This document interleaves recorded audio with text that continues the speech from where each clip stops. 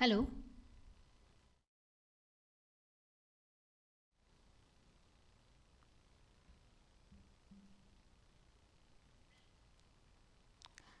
Hello. Namaste.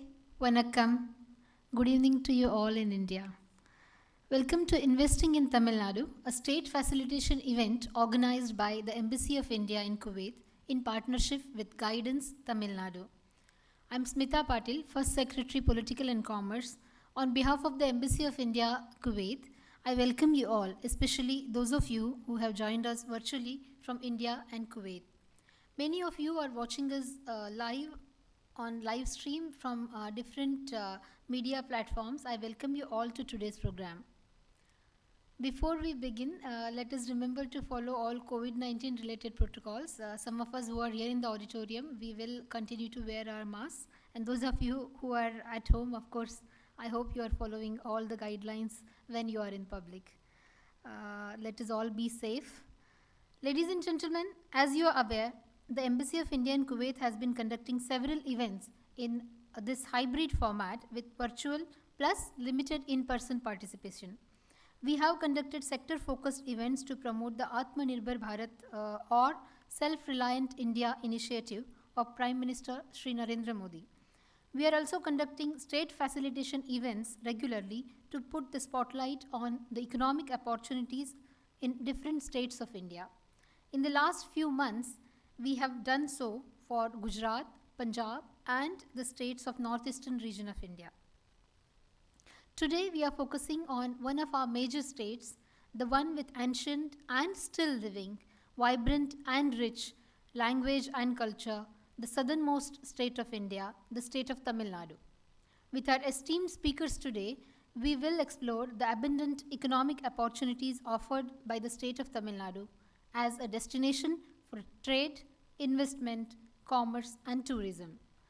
To begin with, let us invite His Excellency Ambassador of India to Kuwait, Shri Sibi George, to deliver his keynote address.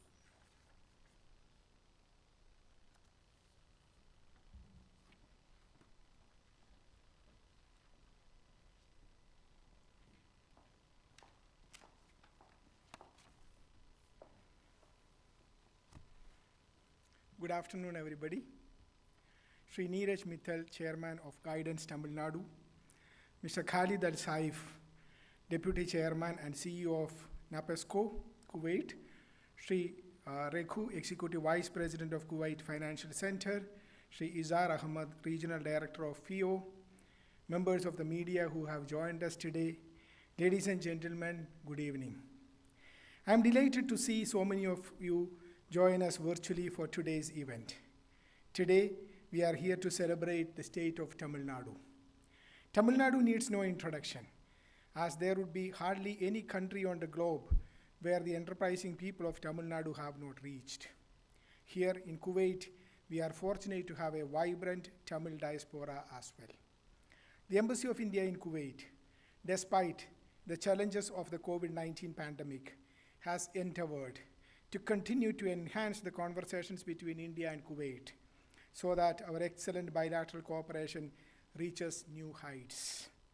Adhering to all COVID-19 related protocols, we have adapted our engagement to virtual mode, engaging stakeholders both in India and Kuwait. I am happy to know that in our experience, we have been able to reach out to a much broader section of people and engage large number of participants through the virtual mode, thus providing that in every adversity there is a hidden opportunity as well. During the time of the pandemic, when in-person gatherings and visits cannot happen, we have been busy in institutionalizing our engagement of India-Kuwait business community. The embassy has conceptualized platforms to bring together different groups of Indian community through initiatives such as IBN, Indian Business Network, and IPN, the Indian Professionals Network, as well as the Indian Cultural Network. We have also launched India Business Bulletin, which will bring to all our stakeholders in Kuwait news and developments in the field and economy and commerce of India. I encourage you all to access the digital version of the India Business Bulletin from the website of the Embassy of India in Kuwait. Tamil Nadu's ancient heritage is a matter of pride for all of us. The richness of state's language, Tamil, and its literature and arts has enriched the kaleidoscope of cultural heritage that India is. No conversation about India can ever leave out the state of Tamil Nadu. I am happy that Embassy of India in Kuwait is holding its first state facilitation event of the year 2021, focusing on the vast economic opportunities that the vibrant state of Tamil Nadu has to offer. Within the Union of India, the 28 states of India are crucial administrative entities which implement India's centrally designed policies on the ground and thus act as powerhouses of competitive federalism and powerhouses for our economic growth. In Prime Minister Sri Narendra Modi's vision of competitive federalism, the states cooperate and compete with each other for better implementation of national development strategies and achieving developmental targets, thus enhancing overall national performance. As several of the crucial subjects such as public health, industries, and public order are within the purview of the state list under the Constitution of India, the Government of India has to always walk the tightrope of balancing regional peculiarities, and therefore the role of states in ensuring economic growth and prosperity in India cannot be overemphasized. This is also why promotion of investment and business opportunities at the level of states could be more effective abroad, as most of our states are leaders in particular sectors and could be great trade destinations for foreign investors and businesses. Dear friends, the Ministry of External Affairs of India, through its economic diplomacy and state divisions, encourages states for promotion of their external economic engagement. Promotion of our states as investment, business and tourism destination is the main focus of MEA State Facilitation Abroad program. Under this, the Indian embassies all over the world are engaging in states-focused promotional activities. Here in Kuwait, Embassy of India has so far organized state facilitation events featuring states like Gujarat, Punjab, and northeastern states. Today's program focuses on the state of Tamil Nadu, and I am happy that the leading investment promotion agency of the state of Tamil Nadu, Guidance Tamil Nadu, is our partner in today's event. The state of Tamil Nadu has the second largest state economy in India and is one of the most industrialized and urbanized states of India. The state is richly endowed in terms of variety of natural resources, and its rich and diverse human resource base presents a unique opportunity for investors and business persons from all over the world.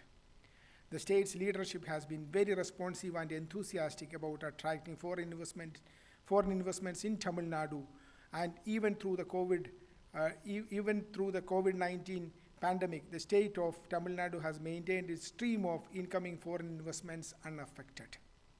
The state is now leading economic recovery for the whole of India with its leadership position in the key manufacturing and service sectors such as automobiles, textiles, leather and sugar, cement and information technology. I am happy to see a great lineup of speakers from India and Kuwait who have joined us today to give us perspectives from both the sides of Kuwaiti businesses and Tamil Nadu government as well as the business community. We look forward to exploring the variety of opportunities available in the state of Kuwait, in the state for Kuwaiti businesses and investors. I thank you all for joining us today. I look forward to listening to your insights and experiences on economic opportunities in the state of Tamil Nadu. I am sure that today's discussions will enrich India-Kuwait business conversations, and of course, many of you would make Tamil Nadu your first travel destination after COVID-19 related travel restrictions are eased. With these grand temples, excellent shoreline, bustling city life, thriving forests, and scenic rural life, Tamil Nadu has everything to offer for a fulfilling and rejuvenating holiday in India. In the meanwhile, you can always make do with the fantastic Tamil films that all of us love to watch and perhaps learn a bit of one of the oldest and most vibrant languages, Tamil. Wishing all the success to today's conference and India-Kuwait business conversations to grow further. I once again welcome you all to this event. Thank you.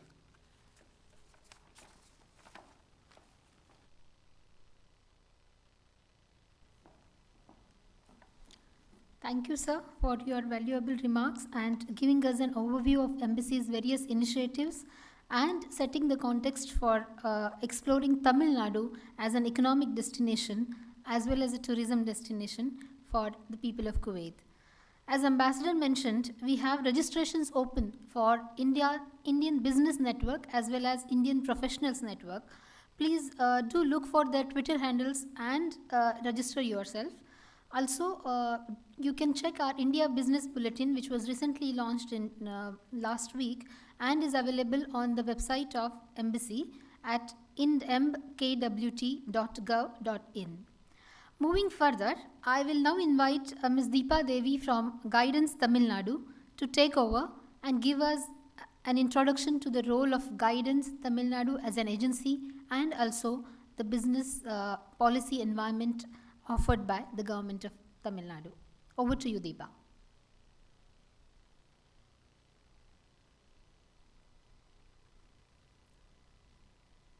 Hello. Thank you, Madam.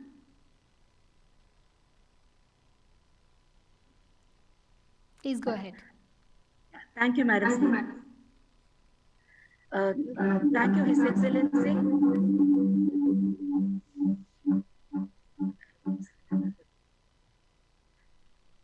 Thank you, hello.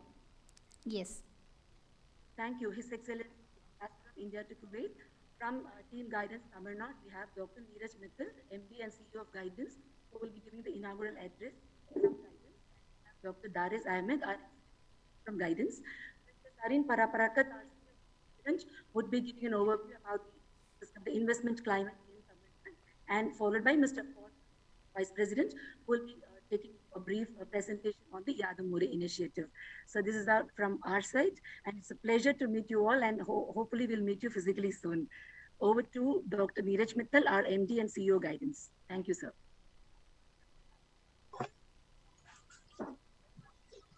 I hope you can hear me. Yes, we can. Please. Smita, can you hear me? Smita, can you hear me? Yes, sir. Please go ahead. Sorry, thank you. Let me thank all of you, especially you, Smita. You have worked very hard to put this conference together. Heartfelt thanks to Nancy, Shri George, Ambassador of India to Kuwait, for having organized this wonderful conference for state of Tamil Nadu, so that we are able to showcase its strength. His wonderful keynote address actually gave such a wonderful view of Tamil Nadu.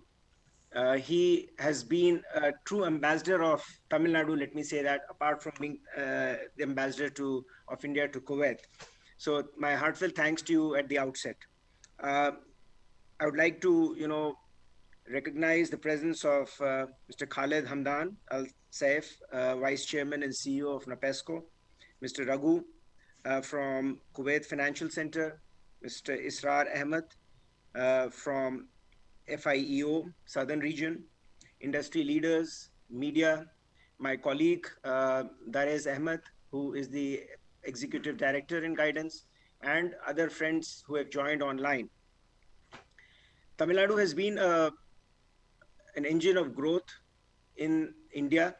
Despite the COVID, we have actually, during the first half of the year and the Q1 of the previous year, the investments in Tamil Nadu were the highest in the entire country.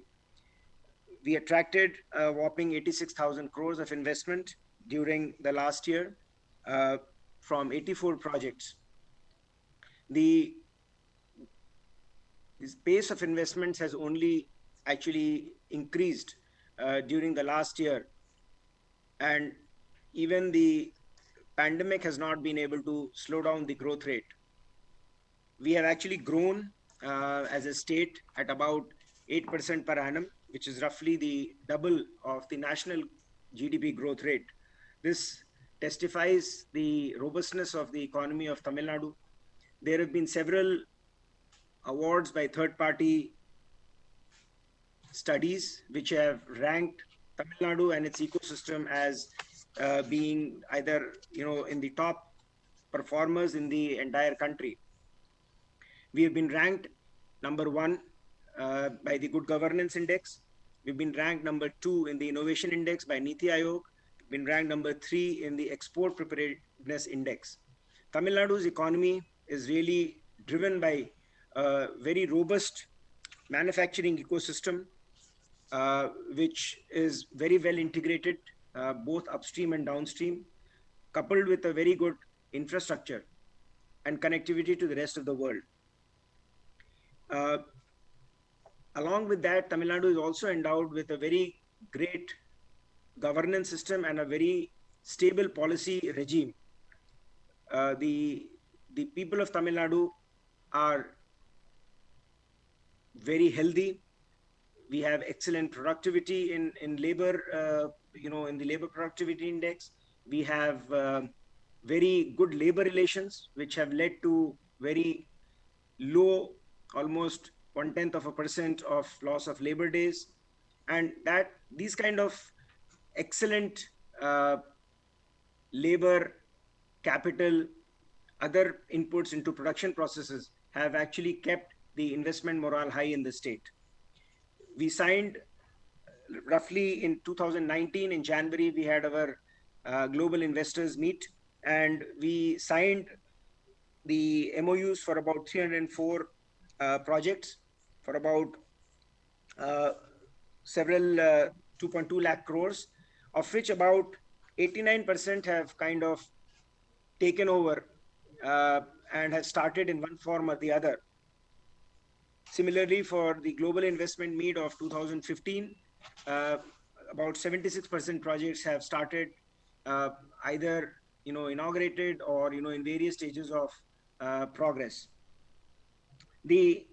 Since the 2019, after the 2019 and in 2020, the investment, I said, has been to the order of about 80,000 crores with the investment employment potential for about 1.85 lakh people. The role of guidance is really to facilitate inward investments into the state, handhold the investors who come here, get them all the clearances, and to make sure that when they come to the state, they can do and focus on their business and leave the compliance burden to guidance. Under the leadership of our Honorable Chief Minister, we have established a lot of new initiatives in guidance to make both improve ease of doing business and reduce cost of doing business. We have established country desks in guidance and abroad. We are possibly the only state to have a dedicated staff in Taiwan. We have a bilateral relationship with American Tamil Entrepreneurs Association in the United States. And we have in-house desks here in our office which deal with specific countries like the United States, France, Germany, UK, China, Korea, Japan, UAE, Indonesia, and all the other countries. When they come, they find a helping hand in our office. The last year has seen a slew of investments in many sectors, sunrise sectors, especially data centers, oil and gas, traditional investments, but with value addition, electric vehicles, batteries, pharma, good investment in renewable energy, electronics, which has been our traditional strength, and food processing. We have continued to remain on the forefront of policy initiatives, make sure that Tamil Nadu offers the best in the country. We are going to very shortly unveil the new industrial policy, which is going to take into account the changes that have happened with recent programs like Make in India, improving the ease of doing business at the national level, the change in tax framework, which is the GST framework, which has come in, which has collapsed all the taxes, state and central taxes, into one framework. We have been propelled by increasing our annual growth rate in the manufacturing sector to about 15% per annum. We want to invest and have our investors come to help us achieve the goal of about 10 lakh crores of investment and increase the employment potential to about 2 million people. We want to increase the share of manufacturing economy to, in double digits to about 30%. But all this requires a new policy, and that is what is under now going to be unveiled shortly. It will cover a swath of not only just manufacturing sector, but the upstream and downstream aspects as well. So, for example, you would like to have a policy which deals with industrial parks also, which incentivizes warehousing and logistics, which looks at sunrise sectors in a special form, which creates incentives for and flexibility for investors to choose their own incentives. We also want to be competitive with the rest of the states. We want to focus on R&D, and so the policy will take special note of the need of R&D units in the country and in the state. We want to be very, very inclusive as well. So we would be encouraging the participation of women, differently abled, and transgenders in the workforce through training subsidies. We want to make sure that the commitment of Tamil Nadu to creating new jobs, improving the labor quality, fostering innovation, and ensuring inclusive and balanced growth is achieved with this new policy. We have to just wait for a few more days for the exact details to be revealed by the Honorable Chief Minister. Kuwait as a country has been very, very important for our trade relationship. We see that there has been a deep relationship with India at a national level. It has been a consistent top trading partners of Kuwait, the country. We would like that Tamil Nadu takes a larger share in this trade with exports and also imports. We look forward to a very, very deep relationship with the help of our Indian embassy in Kuwait, especially with a very dynamic and vibrant set of diplomats from India, thanks to the leadership of our ambassador. We look forward to a continued engagement. We would like to take the opportunity to visit physically, availing the invitation of our ambassador to Kuwait with a full-fledged team. The moment we have some travel, restrictions getting eased. But nevertheless, whether we are able to come there or not, we would like to assure on behalf of Government of Tamil Nadu to all our stakeholders here, all the investors here, that they would find a very welcoming set of policies, very welcoming set of individuals, a great support system.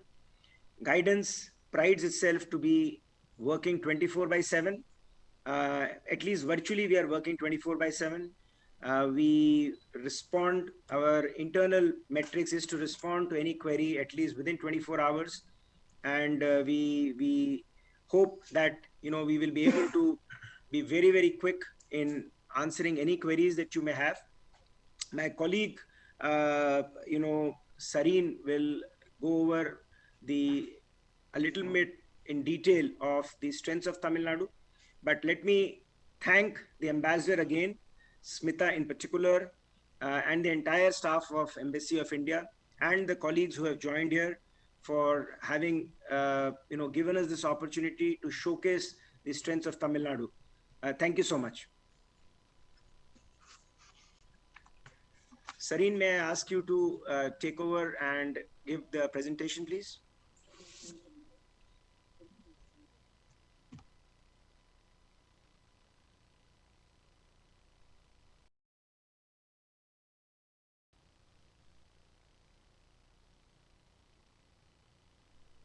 Sareen, you're on mute.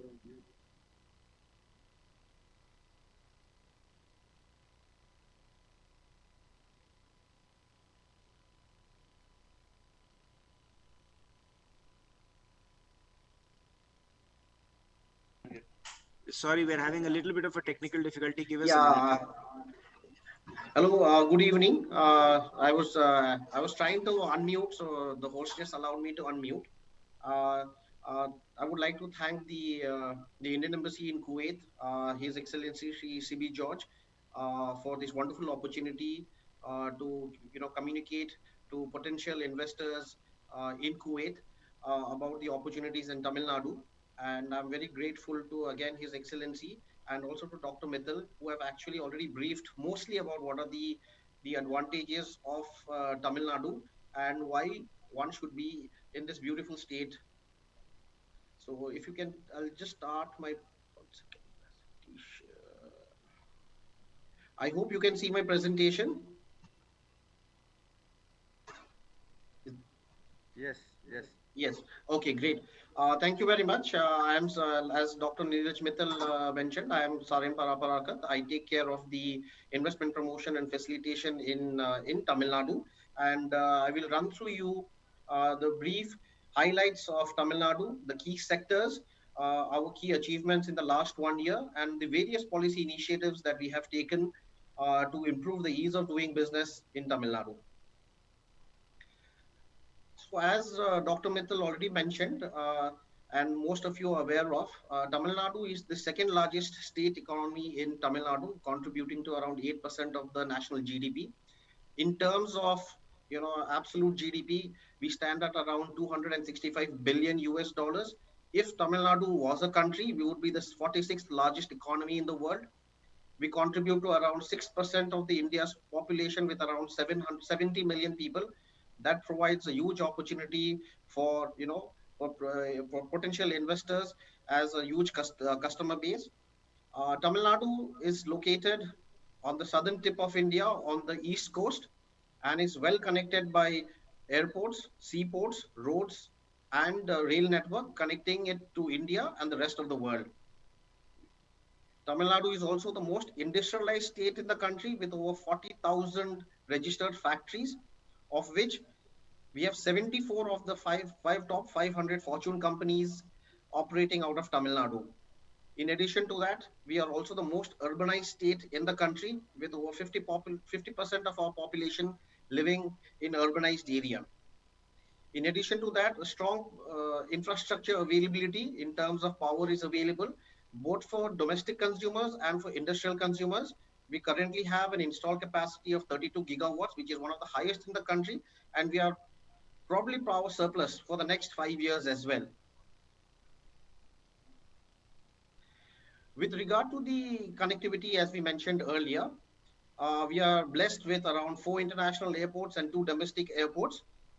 We have around 240 weekly flights taking in and off of Tamil Nadu and connecting us to around 40 destinations internationally and around 45 destinations domestically. So any investor from any corner of the world, they just need to take one direct flight and they are in Tamil Nadu.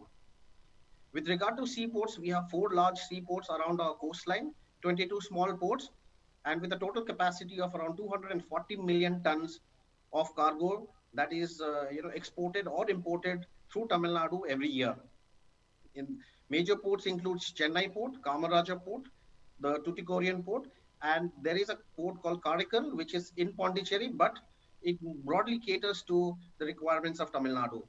With regard to roads, we have over 200,000 kilometers of state highway in the state and over 17,000 kilometers of national highways connecting Tamil Nadu to the rest of India and to all key markets in India. One major reason why Tamil Nadu, as Dr. Mittal and His Excellency mentioned, is also is a major player in terms of IT data centers is because of the internet connectivity. We have 2 submarine landing cables coming into Tamil Nadu, as a result of which we have a lot of IT, fintech, and data center companies set up in Tamil Nadu. The other reason that is the strength of Tamil Nadu is the workforce that we take pride in. Tamil Nadu currently has around 54 universities, around 570 engineering colleges, and over 500 polytechnic colleges. These universities and colleges churn out over 1 million graduates every year, almost 100,000 engineering students, and 100,000 diploma holders. Key institutes include IIT Madras, Anna University, NIT Trichy, Madras Institute of Technology, and IIM Trichy.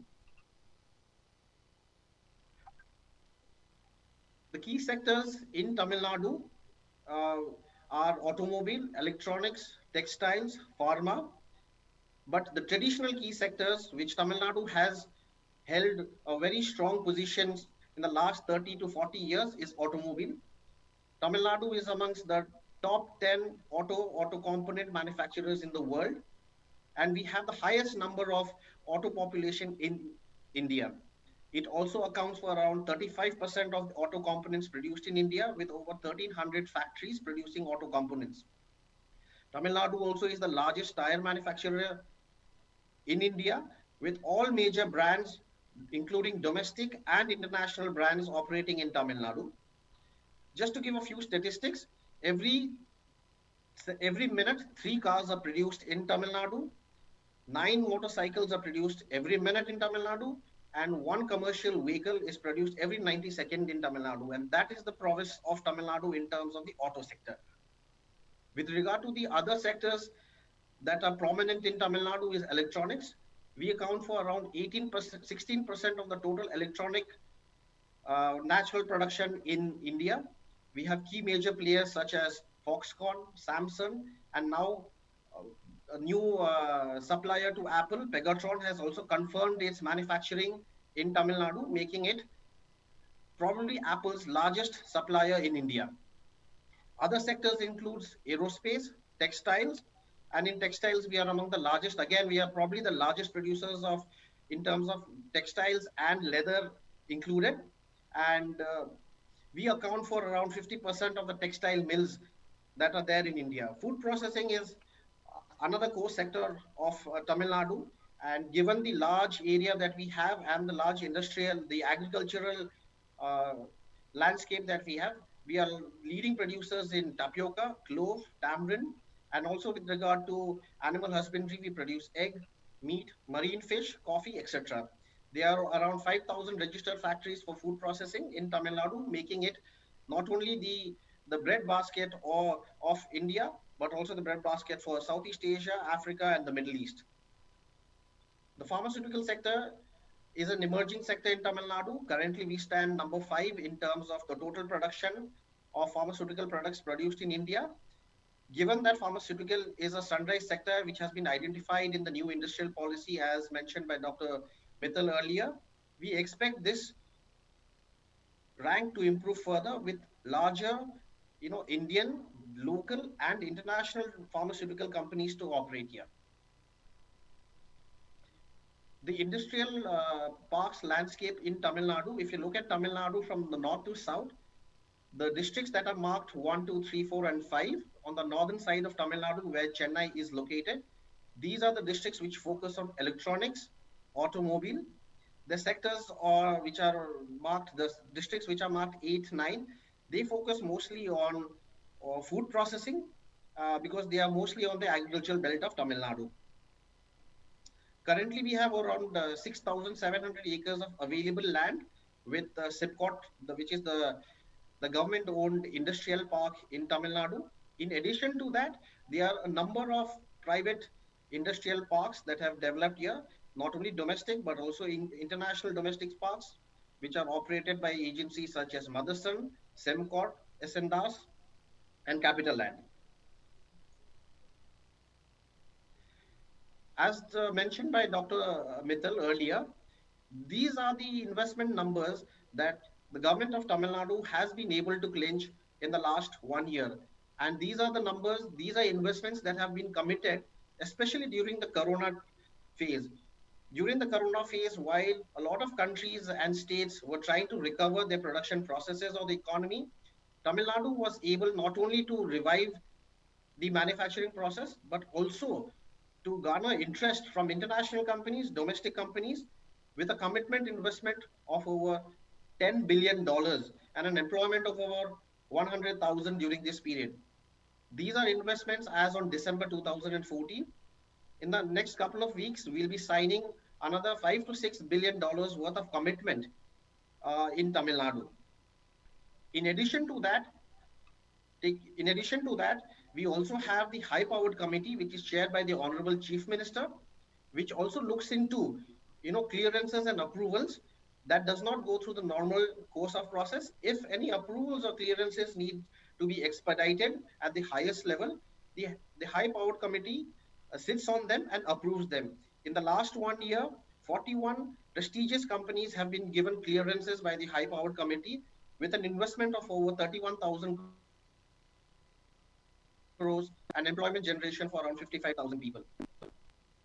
Some of the major players who have signed MOU with the government of Tamil Nadu in the last 1 year include people from sectors such as renewable energy manufacturing. These include both solar power, solar panel manufacturing, wind blades and wind turbine manufacturing, data centers. For example, Vikram Solar, uh, Yota. Vikram Solar is one of the largest solar manufacturing units that has committed to invest in Tamil Nadu. Ola Electric is into electric vehicles, and their investment commitment of around 2,300 crores and a vehicle production of around 10 million units, 1 million units per year makes it the largest EV factory in the world in terms of outputs of vehicle. Other international companies that have committed for further investment include Daimler, Salcom, SCTL Media from Singapore, NG, Polymertech from Japan, Mylan from US. These are just a few of the companies that have committed to invest in Tamil Nadu. We are not only talking about MOU commitments from the companies, but we have also received recognition in India, especially during the COVID period, as the top investment destination in the country. Be it Care Ratings, Project Today, they have all verified, cross-verified, and communicated that Tamil Nadu has been number one in attracting investments during the last 1 year. Furthermore, agencies such as the Center for Strategic and International Studies have also acknowledged the ease of doing practice in Tamil Nadu and ranked it second in terms of ease of doing practices that are around here. These are some of the ease of doing business initiatives that the government of Tamil Nadu has taken to further improve the existing business culture that is in Tamil Nadu. For example, we will be launching a new single window portal, which will be completely automated and which will be backed by artificial intelligence. Currently, around 40 services, G2B services, are available on the single window portal that is currently operational. But the revamping of the single window portal will include 119 government to business services spanning across 37 departments. In addition to that, the single window portal will also have an artificial intelligence based voice and chatbot facility to facilitate investors and give them real time updates on where their approvals and clearance are pending with, and if any attention is required to expedite the process. These will also be automated not only to the companies but also to the relevant departments and guidance as well. We will have a real-time monitoring system for the application status and an SMS-based alert for each of the applicants. Now, real-time monitoring application status is, again, like I mentioned, not only for the companies, but also will be monitored by the industries department and the Chief Minister's office to ensure that all approvals and clearances are given within the specified timeline. In addition to that, we have received a lot of requests from companies seeking to develop, either industrial parks or to set up their own facilities, right? And till date, most of these facilities these land options were provided by SIPCOT, which is the industrial park developer of Government of Tamil Nadu. However, the guidance in association with the Industries Department is also launching a comprehensive land portal where private sector people can upload their land details, right? So that they can be made available to potential investors who want to purchase these lands at various locations. So in short, this is basically like an Amazon or an eBay for land details in Tamil Nadu. This will be up and running in a couple of months. In addition to the single window portal and also the land information portal, the government of Tamil Nadu and guidance has also launched a special initiative called the BizBuddy. BizBuddy initiative is to ensure that if people are facing any trouble, be it clients where the approvals or clearances or any law and order situation that needs to be addressed, they can be addressed directly through the BizBuddy portal, and there is a committed redressal mechanism where within 30 working days their problems will be solved. In the last 3 months, we have received over 180 applications, of which we have been able to solve around 85% of these grievances within 2 weeks period of time. So this is monitored not only at the level of the department, but also at the level of the Chief Secretary and the Office of the Honorable Chief Minister. As Dr. Neeraj Mehta mentioned earlier, Government of Tamil Nadu will also be launching the new Industrial Policy 2020, which will be launched in a week or so. The key highlights or the objective of this policy is to ensure that the manufacturing sector in Tamil Nadu continues to retain over 50% growth for the next 5 years and attract investments over 10 lakh crore or around $135 billion in the next 5 years.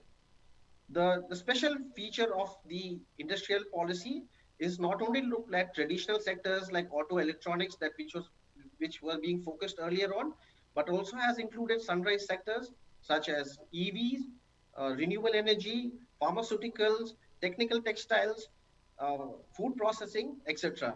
In addition to that, we will also be including R&D.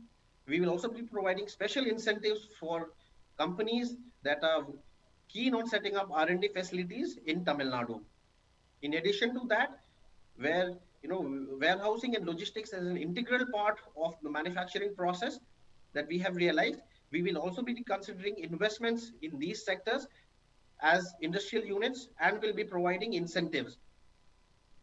In addition to that, the focus is not only on investments. Earlier, the focus used to be on how much money you are investing. Based on that, the investment package would be structured. Now the government of Tamil Nadu will be structuring incentives not only based on the investment amounts, but also based on employment. And if the company is willing to employ more women or especially disabled people, the incentive package that will be offered to these companies will be much higher. So these are some of the key the highlights of Tamil Nadu, its policy initiatives, the key sectors, potential areas to invest in, and the expectation that we have for the next 5 years. Thank you very much. And we would invite Kuwait and the citizens of Kuwait and everybody participating in this webinar to come and invest in Tamil Nadu. Thank you.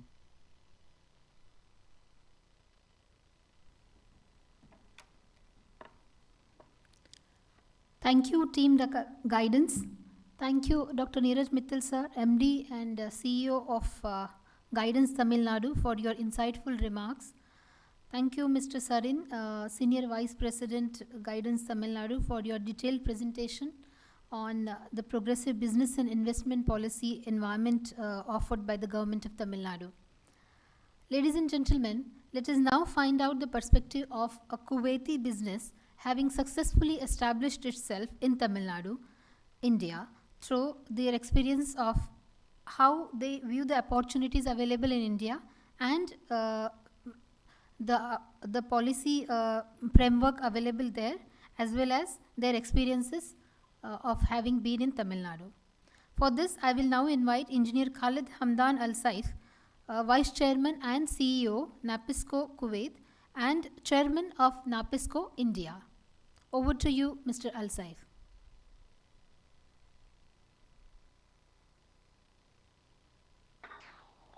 Thank you, Madam. Good afternoon. Good afternoon. Ladies and gentlemen. And I'm sorry, I'm hearing a bit of an echo. I don't think it's from me, but if that's bothering anybody, I'm sorry, I cannot do anything about it. Okay, I think now it's much better. Thank you again for joining us or inviting me today in your blessed gathering. I am not your typical Kuwaiti. The typical Kuwaiti has not even come close to India. I've mentioned to our ex-ambassador, Mr. Al-Awadi, and our current ambassador, Mr. Jassim Al-Najim, that they are, although they are the official ambassadors of the state of Kuwait to the Republic of India, I am the unofficial ambassador of the state of Kuwait to the Republic of India. I've actually visited most places in India, much more than most Indians have done from Chennai all the way to Shimla in the north. So I am very proud of my relationship, my personal relationship with Indians and India. And as Kuwaitis, we owe a lot. We owe a lot to the Indian expatriate population here in Kuwait that helped us not only build the country and lay the roads and build buildings and so forth, and they also continue to do so. So again, as a representative from Kuwait, I thank all of you for your contribution to the economic growth and the prosperity of the state of Kuwait. Let me try to share my screen.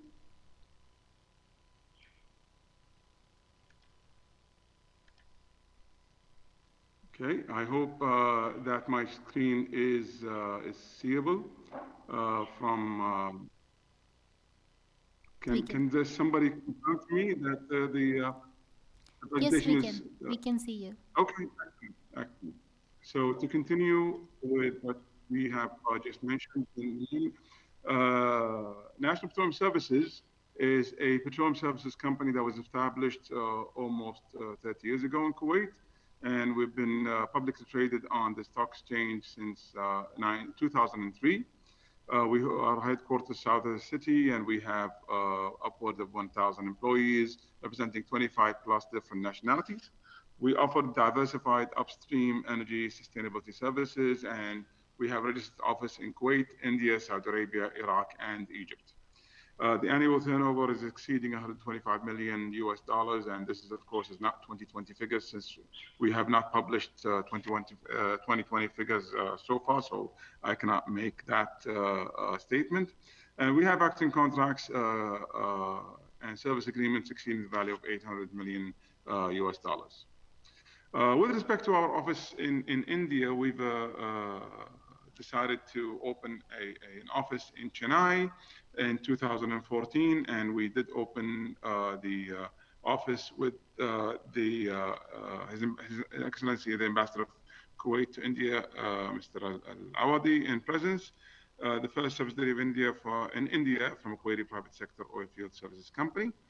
We are licensed there to offer diversified oil and gas sustainability and manufacturing services. So what is basically that attracted us to India? Why India specifically? Why not Pakistan? Why not Sri Lanka? Why not Thailand? So we wanted to enhance our stakeholders' value and geographical expansion, and India seems to be, for the reasons that my colleagues that superseded me have mentioned, but I will also, for the sake of not being repetitive, I'll repeat it today again.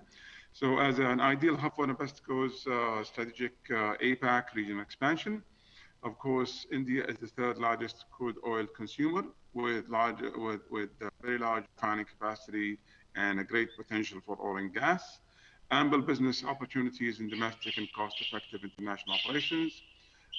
There's new fossil fuel-based business diversification opportunities, and also for long-term sustainability.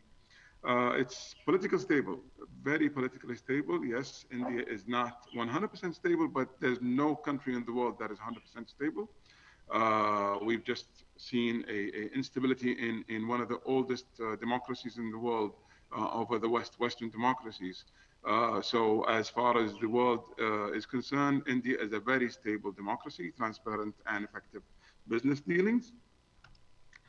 In Tamil Nadu, turning over to Tamil Nadu now, southern eastern coast of India, very strategic location and infrastructure, and this is where some of the remarks from my distinguished colleagues have been already mentioned, but I'll repeat them quickly. Abundant, young and skilled, dedicated people, 276 engineering colleges, approximately 125,000 engineers graduating annually, 59 universities, 2,400 plus colleges. Good connectivity, as mentioned by Sarin, my colleague Sarin, 4 international and 2 domestic airports, 2,400 weekly flights, and we hope, inshallah, all of this will come back after the COVID pandemic is over. ideal environment for engineering, research and development, and patented technology development. All right, so basically, what are the interesting business sector opportunities that we have looked into in the our expansion into Tamil Nadu and Chennai specific? As of now, Kuwait is bringing most of the heavy equipment and process equipment partially from local manufacturing industries in Kuwait, and majority come from outside. India has got a lot of fabrication and workshop facilities, which are all ASME approved facilities, and those facilities, workshops, and industries can be used for manufacturing all these process equipment. In case if we are keen on promoting Kuwait industry and Kuwait manufacturing ability, we can still use these Indian industries for basic casting and basic fabrication and file system integration. Assembling can be done in Kuwait without much investment and much losses, similar to any industries making basic packages from China or somewhere else, and final manufacturing can be done or assembly can be done in another country. So India is an ideal place for that. With respect to chemical and petrochemicals, also Kuwait has a lot of potential and requirements for specialized chemicals and catalysts. As you know, we have many gathering centers, we have many oil fields, we have huge areas with respect to usage of chemicals and catalysts. And we can definitely produce this from India. And at the end, products by recovering useful compounds from waste also, like sludge, spent catalyst can be established in India, very cost-effective manner and for a long-term business.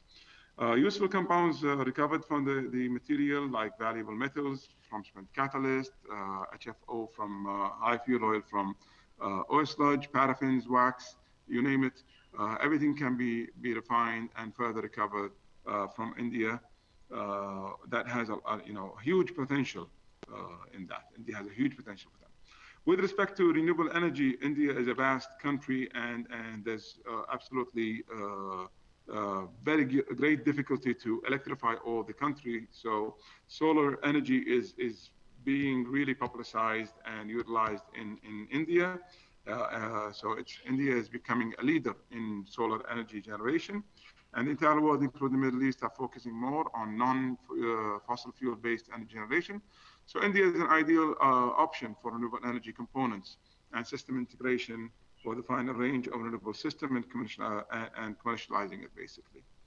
So IT and ITES, India is well known for being an English-speaking intelligent workforce. India has an area for industries in Kuwait, including the major oil sectors, to look into the process of outsourcing non-operations-based functions to be outsourced in India through companies like us or Indian companies. With respect to electronics and hardware, Kuwait is one of the largest consumers of electronics and electrical equipment, whether it's domestic or industrial. Largest consumer in automobile industry also. There's also no proper e-waste management in the country, regrettably. So there's upcoming huge demand for electrical vehicle chargers in Kuwait. The assembly of chargers, electronic components, and integration skids for all the process instrumentation, like control rooms, DCS, distributed control systems, and so forth. It's definitely time for Kuwait investors to think along these lines and utilize the huge potential existing in India to the advantage of Kuwait. With respect to agricultural and food processing, India has got a huge area. I'm sorry, I'm just switch my presentation.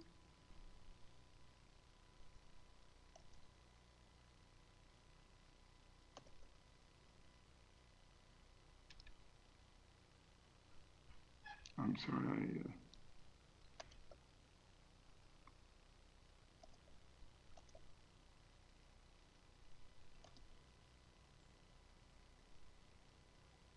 I'm sorry, is the presentation on?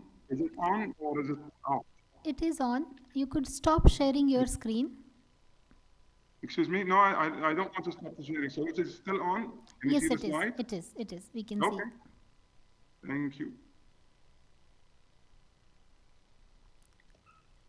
Yes, please continue. So, yes, so with respect to agriculture, foods, and industries, the market is depending mostly on importing items and food resources for long-term sustainability and long-term benefits for our children. It's wise for Kuwait investors to join hands and invest on agriculture and agro-based environments in the country. With our plenty of resources in India and fertile land is available for talking back the useful produced components of our own use instead of depending on outside countries. We produce our own either locally or if not available, we can produce outside for our own needs. There's also includes the traditional medicine, included natural herbs, cosmetics, consumer products, which India is very well known for also. With others also, apart from the above, India has got a lot of developed and proven technologies, including space missions, nuclear on a cost-effective manner. Advanced countries might be costly. Several technologies areas can be merged and look into future business aspects for Kuwait investors, including the medical tourism also. So in India is a country of having a lot of potential, and it is our time to utilize it to our needs. So moving forward, traditionally and historically, both countries, Kuwait and India, has been lost as having lasting binding relations. It's easy to strengthen these relations also through business. With the COVID crisis and oil prices plummeting and fluctuating at the moment, the Kuwait being a highly dependent on the oil revenues, several long-term, cost-effective, fit-for-purpose options can be explored through the Indian business environment. Business options through a trustworthy partnering country like India can support our Kuwait nation's sustainable development in multiple ways, including long-term strategic growth for Kuwait business segment. Similar to all international companies coming and operating in Kuwait, it's high time for Kuwait business to expand globally and geographically. And India is considered as one of the most safe and stable places to sow such business expansion seeds. While China is considered as the world's factory, we definitely consider it to be the world's back office shop. Thank you very much for listening to me. And again, sorry for repeating the same points that my colleagues mentioned before me. Thank you. Thank you, Engineer Al-Saif, for your remarks and presentation detailing investment climate and your company's experience of operating in Tamil Nadu, India. It will be definitely very useful for investors and businesses from Kuwait who are considering expansion of their business in India. Thank you once again. Now we move to a perspective from India, this time focused on trade relations with Kuwait. For this, I invite Mr. Israr Ahmed, Regional Chairman, Federation of Indian Export Organizations of Southern Region. Over to you, Mr. Ahmed. Thank you so much, and good evening to all. It's a pleasure for me to address this webinar. Sorry, I can hear echo, but anyways, so I represent FIO, which is the Federation of Indian Exporters Organization. Basically, we have more than 30,000 members, all of whom are exporters, and we represent everything which starts from pins to automobiles to anything and everything that gets out as a merchandise exporter. So here I am. I'm actually from Tamil Nadu, from Chennai, so I'm really proud and happy to be here to talk about and promote the state. First of all, as an exporting state, Tamil Nadu is the third largest exporting state in India after Maharashtra and Gujarat. It contributes to almost 9.25% of India's export with a value of over $30 billion. The major product exported from the state are automobiles, textile, garments, leather and footwear, electronics, engineering, agro, and agro-processing foods, etc. And these products together contribute to about 75% of the state's export basket. The top products exported from, just to give you a perspective of what is exported currently from Tamil Nadu to Kuwait, It's actually automobiles, automobile spare parts, agro and food and processed food, healthcare products, ready-made garments, cashew, pumps, and engineering products. Um, Also home appliances. All these together, almost $156 million is exported currently. But this represents just about 1% of Tamil Nadu's total exports. So the potential is immense, and we believe that especially in areas such as food and agri products, engineering products, electronics, construction-related products, rice, medicaments, processed seafood, cotton garments, non-leather footwear, etc., is where a major increase can happen from the state to specifically targeting to Kuwait. As you know, FIO also does quite a lot of research. So we do look at both aspects, as in which state can do what and where it can be exported to, and what are the requirements from each country as well. So this is exactly what the studies have shown. Tamil Nadu is one of the most developed states in the country, as Dr. Neeraj had also mentioned. It has grown as a manufacturing powerhouse in the country, especially in automobile and textile. The textile units in the states are known world over. The state is home to one of the largest automotive component industry in the country. A number of international auto giants, including Ford and Hyundai, have set up. I'm sure you all know that. But also, as I come from the leather sector specifically, and I'm proud to say that Tamil Nadu is the biggest exporter from India as a state. You'd be surprised to see that many of the world's top brands like Bali and Allen Edmonds and Prada and all these big brands are made currently in India and exported from here. Also, one of the big sectors that we believe which can be very good for investors to look at is agro. The opportunities in investment in food sector due to the need for food security aspects and the focus of GCC countries are there. India is the world's second largest producer of food products, ranks second in fruits and vegetables, and third in food grains. Agricultural sector offers excellent opportunities to Kuwaiti businessmen. Tamil Nadu, which is having abundant resources, can be an ideal choice, which is the second largest producer of poultry and dairy products in India, top producer of banana in the country, and the third largest producer of tea and coffee. The state is having 7 agro-climatic zones, which provides ample opportunities. Consider the opportunities in bilateral trade, investment in beverages, meat and poultry processing, agri and horticulture, food and agri-business parks, export-oriented processing, post-harvest technology and management, etc. These provide ample opportunities to the investors from Kuwait. Added to that, Tamil Nadu has a strong network of agricultural colleges, research centers under TNAU, a globally renowned agricultural university which provides talented human resources. Other sectors which offer excellent export-led investment opportunities in Tamil Nadu are drugs and formulations, healthcare products, and nutraceuticals, defense and aerospace, infrastructure, electronics, etc., apart from textile, leather, chemical, and tourism. Also, I'd like to specifically mention the role of the Guidance Bureau under Dr. Neeraj Mittal and his team has been an excellent addition and support to the whole of all the new investors that are coming in.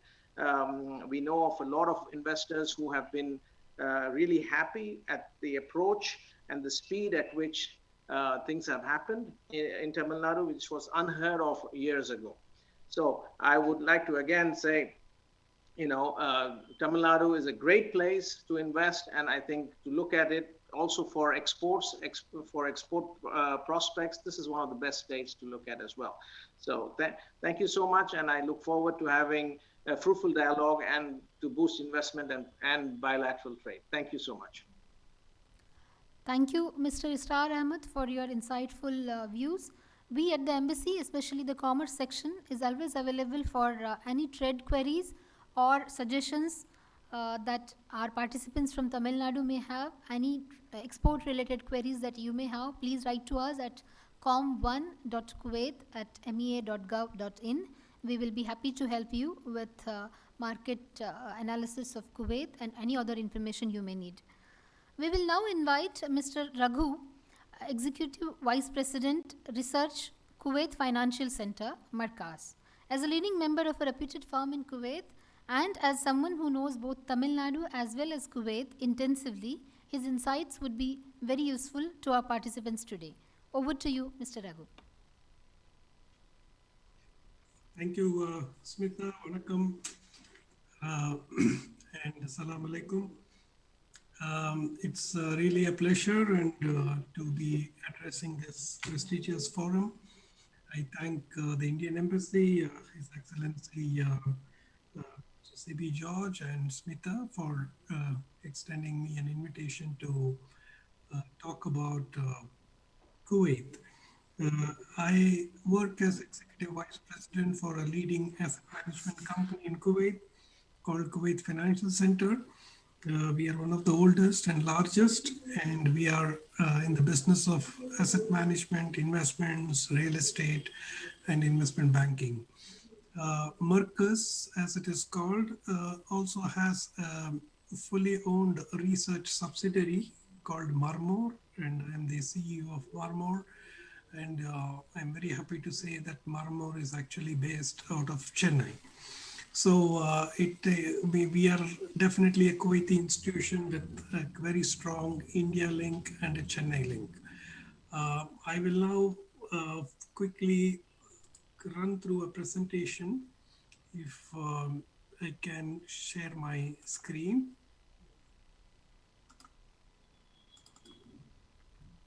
Yes, we can see. Yeah. Okay, just to give you a quick overview, I saw the previous presentations where they were talking about the GDP numbers for Tamil Nadu.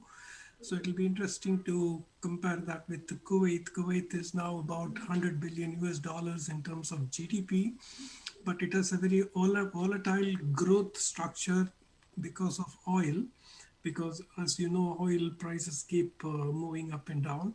But it's a rich country with a very high per capita GDP, close to $22,000, stable inflation, always has had a very positive, fiscal account and current account balance. But because of low oil prices, now it is starting to turn slightly negative. But Kuwait sits on huge reserves, and that's not an issue at all. It's not very heavy on debt. It just started accessing global debt markets, and as the opening remarks said, it's a small country with about 4 million population, out of which the expats constitute about 70%, and Indians constitute predominant share of that 70%. So we have a huge Indian diaspora in Kuwait. Coming to the trade aspects, the Indian Kuwaiti trade is structured in a very interesting manner.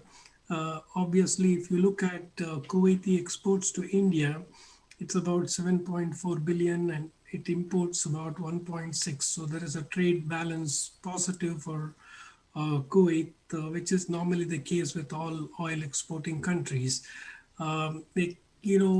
Mainly, you can see that the share of Kuwait crude oil imports for India is about 5%, which for the size of Kuwait is quite significant.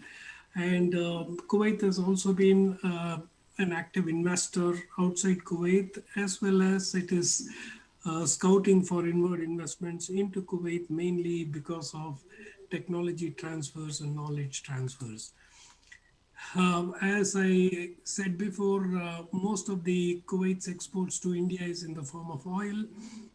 and chemicals. And I know the earlier speaker focused on chemicals and related products, which is a big opportunity for Kuwait. And in terms of its imports, you can see that it's very interestingly poised with cereals and machinery and electrical machinery that constitutes. It's a very much more diversified from an imports point of view rather than from an exports point of view. Now, what is really important to understand from a Kuwait perspective is the amount spent on projects, because this is what gives investors an opportunity to invest in Kuwait, and also it gives an opportunity for Kuwait to invest in other markets, as these projects require a lot of contractors and consultants.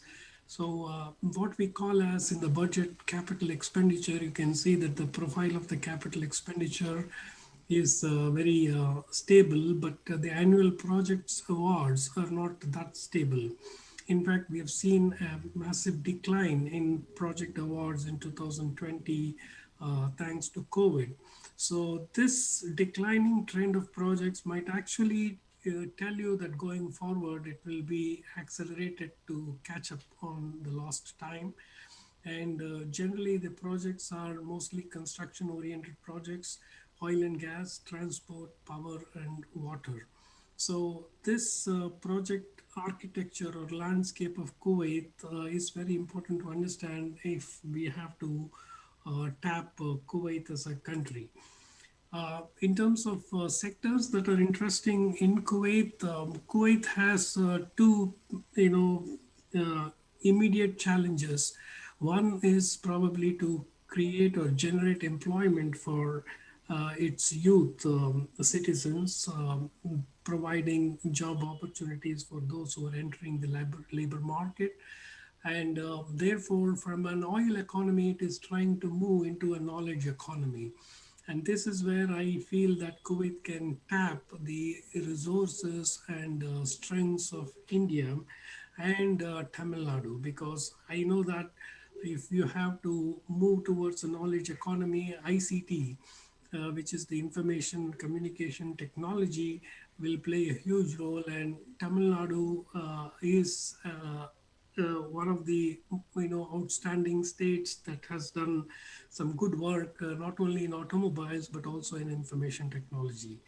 And as Kuwait moves into knowledge economy and diversify its economy, it would definitely tap on the technical training aspects of India, and the chemical opportunity has already been highlighted.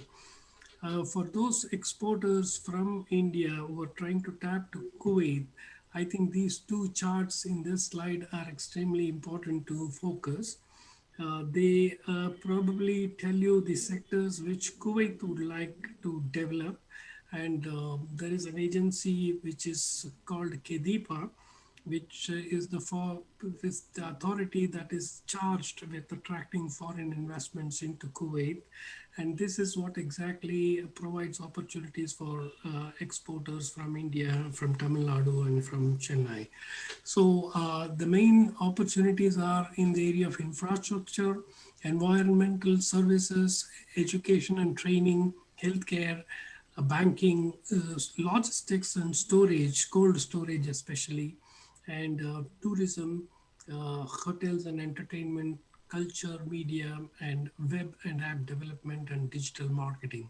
So you can see that these sectors also border more on aspirational sectors, which means there is so much work that is on the offing that will be provided to successful entrepreneurs. So as Kuwait moves away from an oil economy to during the phase when it developed into an oil economy, it focused heavily on infrastructure building, but now it is focusing on knowledge economy. I think the type of sectors that Kuwait will focus are going to be completely different, and that is what this chart explains. So with this brief remarks, I will say a big thank you to the Indian Embassy Kuwait again.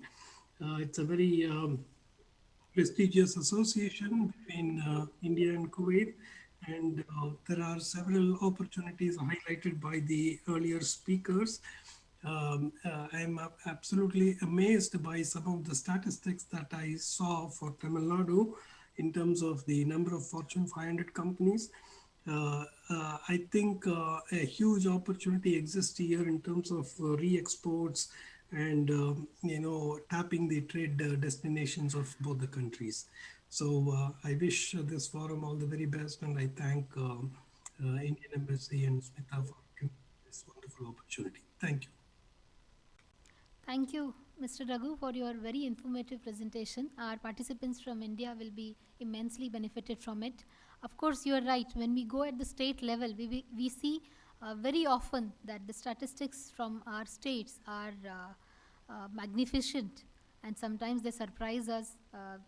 Now, learning about auto sector in Tamil Nadu, its potential, and as a leading exporter status in sectors such as leather, textiles, chemicals, I'm sure all this information is appreciated by our participants, and it will also lead to them making important business decisions in future. We will now have a brief video on Yadum Ure initiative launched by Honorable Chief Minister of Tamil Nadu to engage non-resident Tamil diaspora. The video is in Tamil, and it has glimpses of Tamil Nadu's rich natural and cultural heritage, infrastructure, and industrial development. Let's watch the video now on the screen.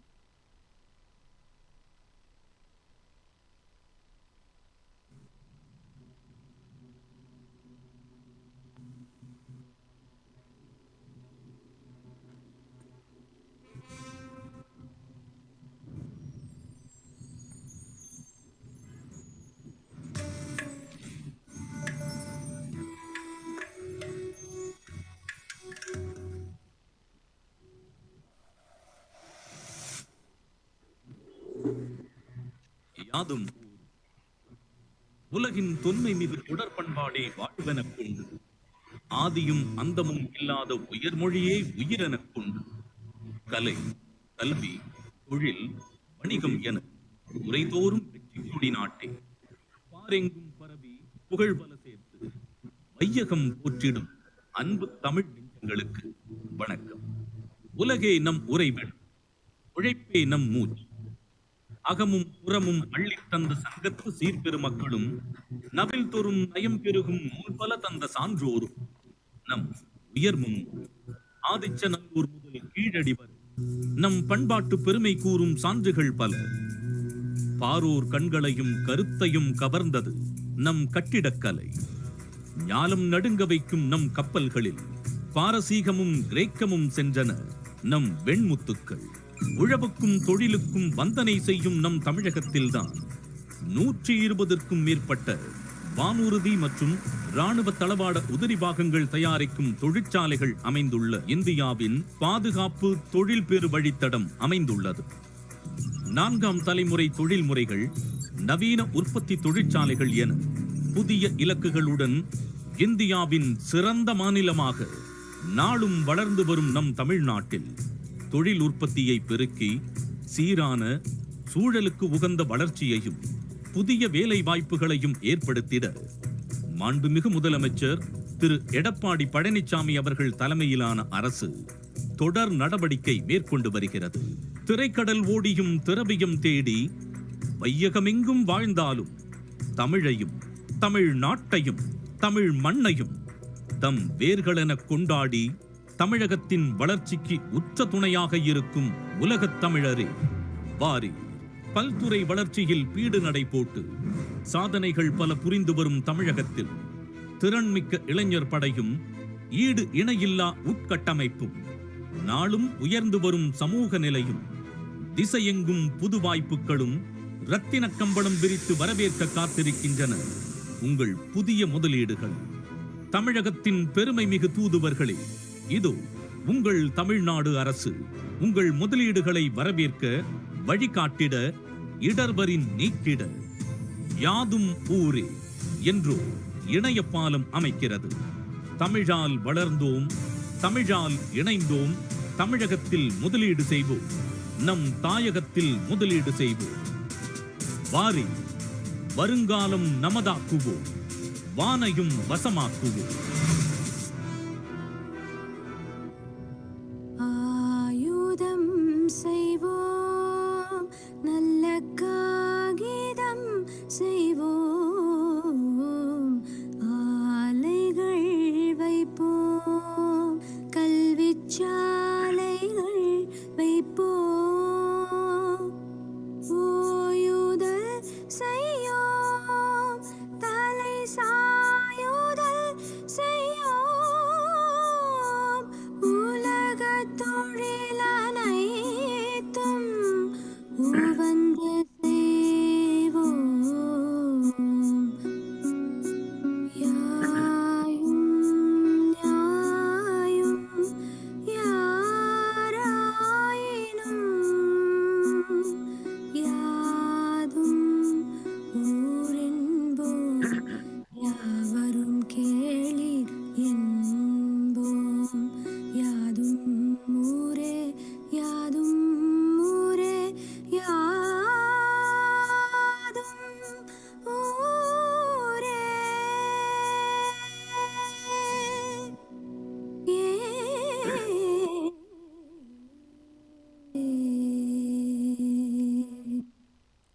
It is great to see on our screen visualization of all that we discussed just before in the program. Now I invite Mr. Paul Arun, Vice President, Guidance Tamil Nadu, to say a few words.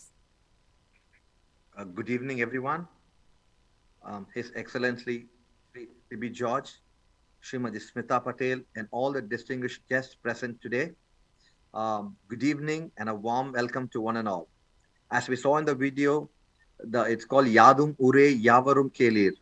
This word was coined by the great Tamil philosopher from Sangam age called Kaniyan Pungundranar. It means we have a sense of belonging to every place and everyone is our own. As everyone are aware, the Tamil-speaking population is spread across the globe and have been a great pillar of support to the state's progress and prosperity. Though everyone live at different geographies, they always cherish their cultural roots in the state. There are lakhs of people from Tamil Nadu who are at various positions in public and private institutions across the globe. The government of Tamil Nadu felt it was necessary to provide a platform to channelize the potential of the global Tamil community in order to promote culture, business investments into the state by utilizing their valuable inputs. Also, the government wanted to utilize their network across the world for the overall benefit of the state. This Yadumure Yavarum Kelir was launched by the Honorable Chief Minister during his visit to USA in September 2019. Recently, in October 2020, Guidance, along with the Southern India Chamber of Commerce and Industry, organized a global Yadum Ure conclave. The main objective of this conclave was to improve the linkages of the global Tamil diaspora and connect them through language, culture, business and investment. More than 300 associations and from over 38 countries participated in this global Yadum Ure conclave, which was held virtually in the last week of October. We would be very happy to connect with the local Tamil associations based out of Kuwait, and we require valuable inputs so that we can make this Yadum Ure a successful initiative and a global initiative. Thank you very much for this time and looking forward to connect with you. And we have a website called www.yadumure.in. And in case you want to, if you have any queries in this Yadum Ure and you want to connect with us, you can email us at yadumure@investtn.in. Thank you very much. Thank you, Mr. Arun. Indeed, we have a very vibrant Tamil diaspora community here in Kuwait, and I'm sure That's great to hear. they will all would like to join with this initiative. Of course, it's a pity that we could not have a showcase of great Tamil cultural heritage here today as an element of our program because of the COVID-19 related guidelines. We had to cancel that element. However, we would definitely in future would like to include some such cultural performance in our program. With this, we come to the end of today's program. On behalf of the Embassy of India, I thank all our speakers today. My sincere gratitude to His Excellency Ambassador Sibi George Sir for his leadership and guidance to all my team. Thank you, Dr. Neeraj Mittal Sir, MD and CEO of Guidance Tamil Nadu, and the entire Guidance Tamil Nadu team for your collaboration. We have had great assistance and cooperation from Deepa and colleagues since day one. Thank you indeed to each one of you for making this program possible today. Of course, we would like to host you here in Kuwait as and when it becomes possible. Looking forward to that. Thank you, Engineer Khalid Hamdan Al Saif, for your very useful remarks today. And we also hope to see you in person whenever it becomes possible. Thank you, Mr. Raghu, for joining with us and giving us a great overview of how Kuwait is dealing with businesses and is ready for investments abroad. Thank you, Mr. Israr Ahmad, for giving us an overview on behalf of the exporters from Indian side. Thank you, all esteemed members of media who joined us today for this program. Thank you to all the cultural associations, especially the Tamil cultural associations who have very enthusiastically participated today and have been with us throughout the preparation of this program. Thank you to Team Commerce Division of Embassy of India for excellent organizations of this program. All of you who have joined us on different social media platforms such as YouTube, Twitter, Facebook, thank you for your participation. Thank you, one and all, for being there with us as we celebrate within the COVID-19 restrictions. And your enthusiastic participation always means a lot to the embassy team. We have another special program scheduled on 20th of February this month. Be sure to register yourself. We will soon announce it on our social media platforms. You will see the details there. Please participate virtually on 28th of February. With this, we come to the end of today's program. Thank you, everyone. Thank you, and namaste. Good night for those in India. Thank you.